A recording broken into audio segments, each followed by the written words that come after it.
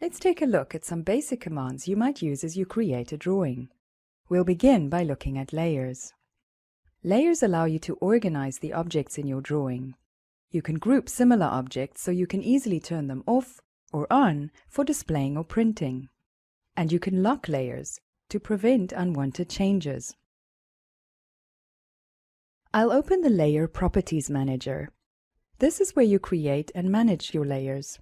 I'm going to add a new layer called Objects to this drawing. I double-click to make it the current layer so that the objects I draw are added to it automatically.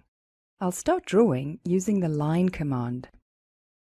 Typically, when you start a command, you'll be prompted to input a value or specify an option.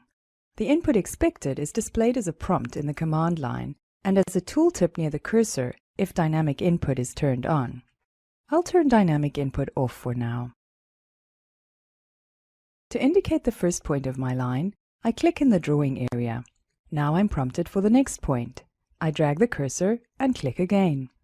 The Line command continues to prompt for additional points until I end the command. To end, I can press Escape, Enter, or the space bar, or I can right-click and choose Enter from the menu.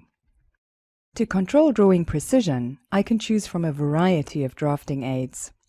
For example, the Ortho Mode button constrains me to vertical and horizontal lines as I draw. I'll turn Ortho off again. Object snaps, also known as O-snaps, allow me to easily place new objects in relation to existing objects. I'll use the Endpoint Object Snap to connect a new line to the endpoint of the existing line I've drawn. The Auto Snap marker makes it easy to know which object snap is being used.